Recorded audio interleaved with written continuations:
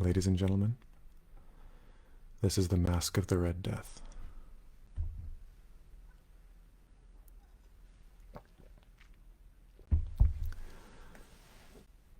The Red Death had long devastated the country. No pestilence had ever been so fatal or so hideous.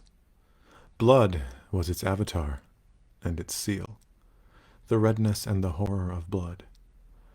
There were sharp pains and sudden dizziness, and then profuse bleeding at the pores with dissolution.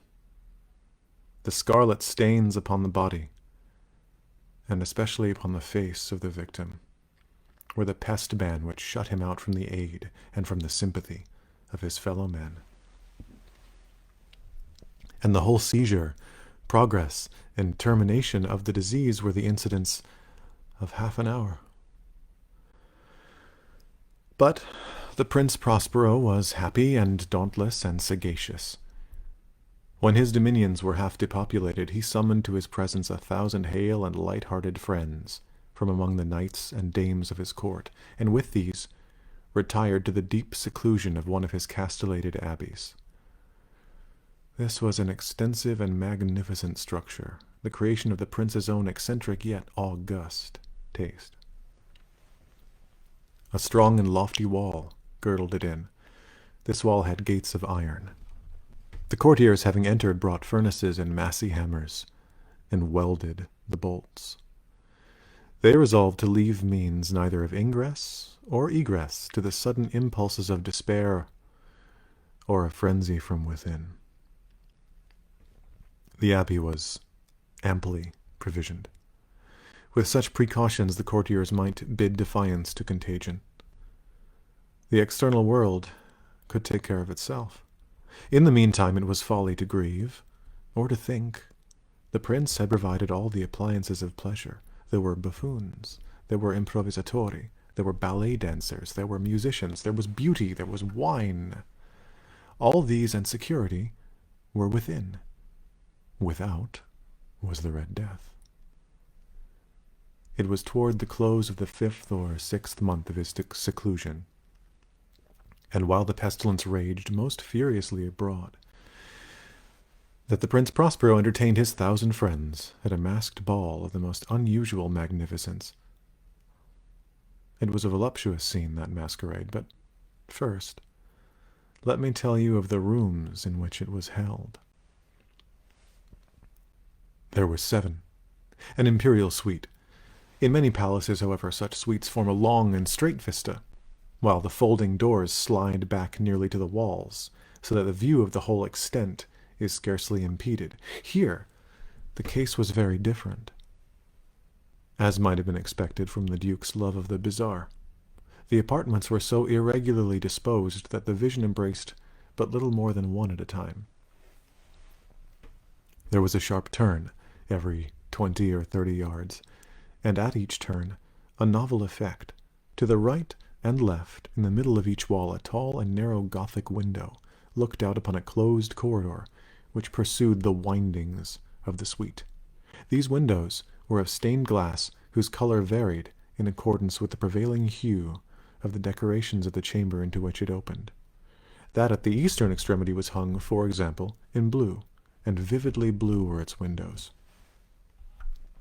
The second chamber was purple in its ornaments and tapestries, and here the panes were purple.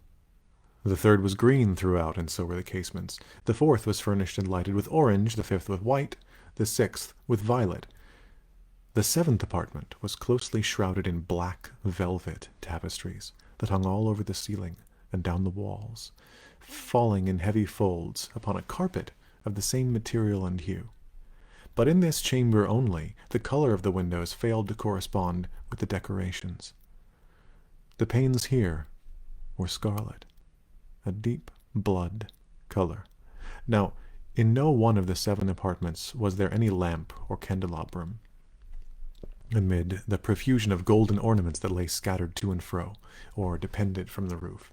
There was no light of any kind emanating from lamp or candle within the suite of chambers, but in the corridors that followed the suite there stood opposite to each window a heavy tripod bearing a brazier of fire that projected its rays through the tinted glass, and so glaringly illuminated the room. And thus were produced a multitude of gaudy and fantastic appearances. But in the western or black chamber, the effect of the firelight that streamed upon the dark hangings through the blood-tinted panes was ghastly in the extreme, and so produced so wild a look upon the countenances of those who entered, that there were few of the company bold enough to set foot within its precincts at all. It was in this apartment also that there stood against the western wall a gigantic clock of ebony. Its pendulum swung to and fro with a dull, heavy, monotonous clang. And when the minute hand made the circuit of the face, and the hour was to be stricken, there came from the brazen lungs of the clock a sound which was clear and loud and deep and exceedingly musical, but of so peculiar a note and emphasis that at each lapse of an hour the musicians of the orchestra were constrained to pause momentarily in their performance, to hearken to the sound, and thus the waltzers perforce ceased their evolutions, and there was a brief disconcert of the whole company, and while the chimes of the clock yet rang, it was observed that the giddiest grew pale, and the more aged and sedate passed their hands over their brows as if in confused reverie or meditation.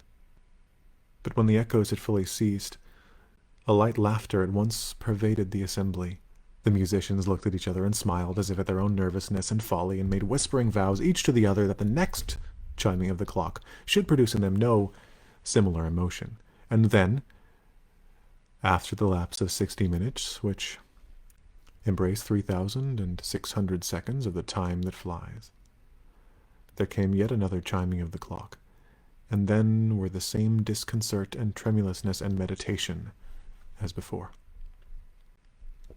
But in spite of these things, it was a gay and magnificent revel. The tastes of the Duke were peculiar. He had a fine eye for colors and effects.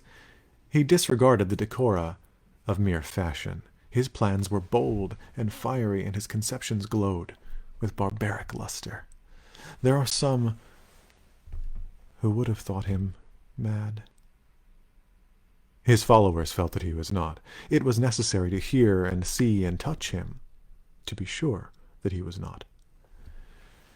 He had directed in great part the movable embellishments of the 7 chambers upon occasion of this great fete, and it was his own guiding taste which had given character to the masqueraders.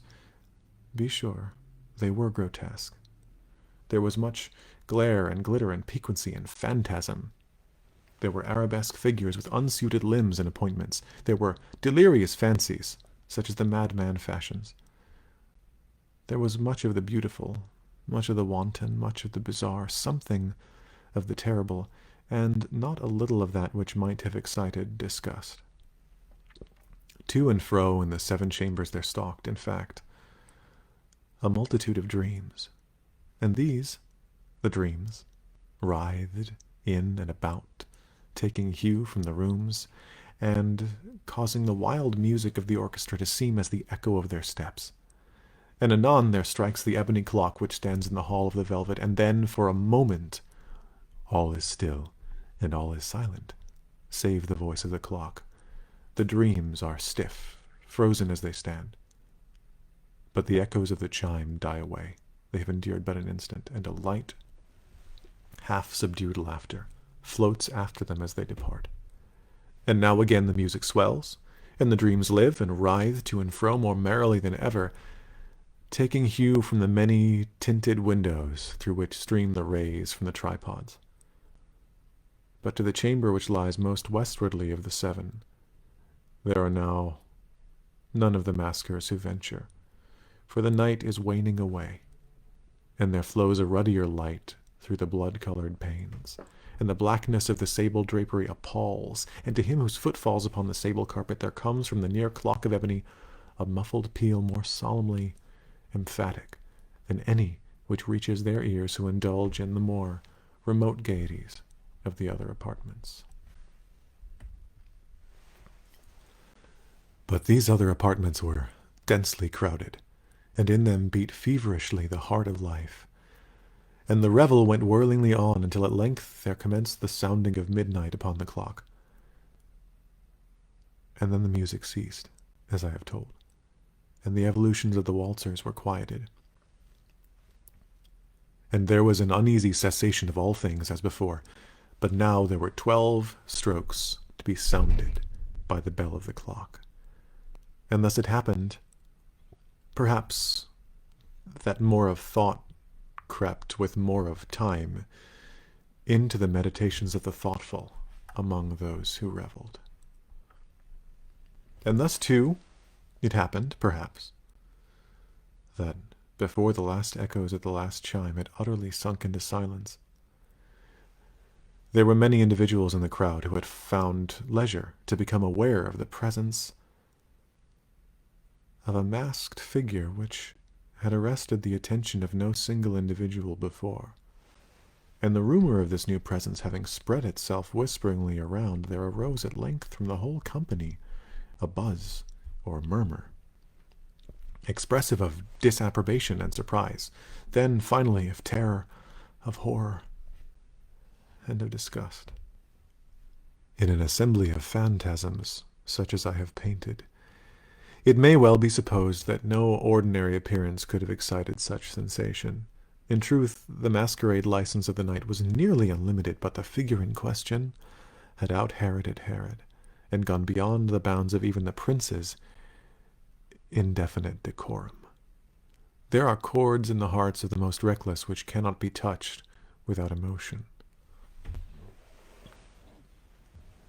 Even with the utterly lost, to whom life and death are equally jests, there are matters of which no jest can be made. The whole company indeed seemed now deeply to feel that in the costume and bearing of the stranger neither wit nor propriety existed. The figure was tall and gaunt, and shrouded from head to foot in the habiliments of the grave. The mask which concealed the visage was made so nearly to resemble the countenance of a stiffened corpse that the closest scrutiny must have had difficulty in detecting the cheat, and yet all this might have been endured, if not approved, by the mad revelers around. But the mummer had gone so far as to assume the type of the Red Death. His vesture was dabbled in blood, and his broad brow, with all the features of the face, was besprinkled with the scarlet horror. When the eyes of the Prince Prospero fell upon this spectral image, with a slow and solemn movement as if more fully to sustain its role, stalked to and fro among the waltzers, he was seen to be convulsed in the first moment with a strong shudder, either of terror or distaste, but in the next his brow reddened with rage.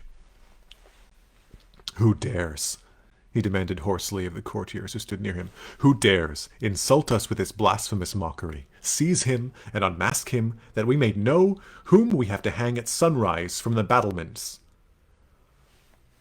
It was in the eastern or blue chamber in which stood the Prince Prospero as he uttered these words. They rang throughout the 7 rooms loudly and clearly, for the prince was a bold and robust man, and the music had become hushed at the waving of his hand. It was in the blue room where stood the prince with a group of pale courtiers by his side. At first, as he spoke, there was a slight rushing movement of this group in the direction of the intruder, who, at the moment, was also near at hand, and now, with deliberate and stately step, made closer approach to the speaker.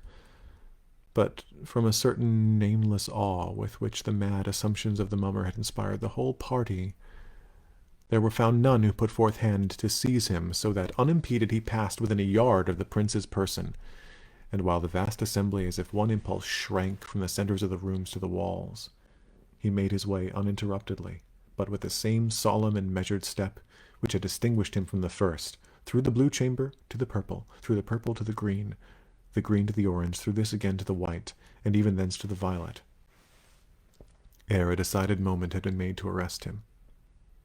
It was then, however, that the Prince Prospero, maddening with rage and the shame of his own momentary cowardice, rushed hurriedly through the 6 chambers, while none followed him on account of a deadly terror that had seized them all. He bore aloft a drawn dagger, and had approached in rapid impetuosity to within 3 or 4 feet of the retreating figure, when the latter, having attained the extremity of the velvet apartment, turned suddenly and confronted his pursuer. There was a sharp cry,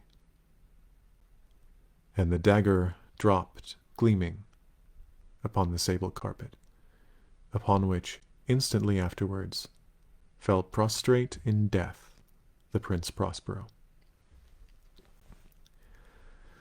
Then, summoning the wild courage of despair, a throng of his revelers at once threw themselves into the black apartment, and seizing the mummer, whose tall figure stood erect and motionless within the shadow of the ebony clock, gasped in unutterable horror at finding the grave cerements and corpse-like mask, which they handled with so violent a rudeness, untenanted by any tangible form.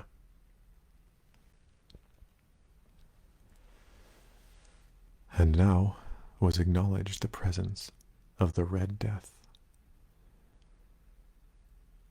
He had come like a thief in the night, and one by one dropped the revelers in the blood-bedewed halls of their revel, and died each in the despairing posture of his fall. And the life of the ebony clock went out with that of the last of the gay, and the flames of the tripods expired, and darkness and decay and the Red Death held illimitable dominion over all.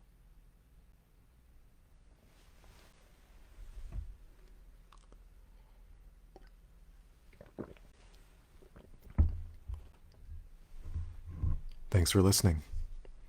It's been fun. We'll do this again soon.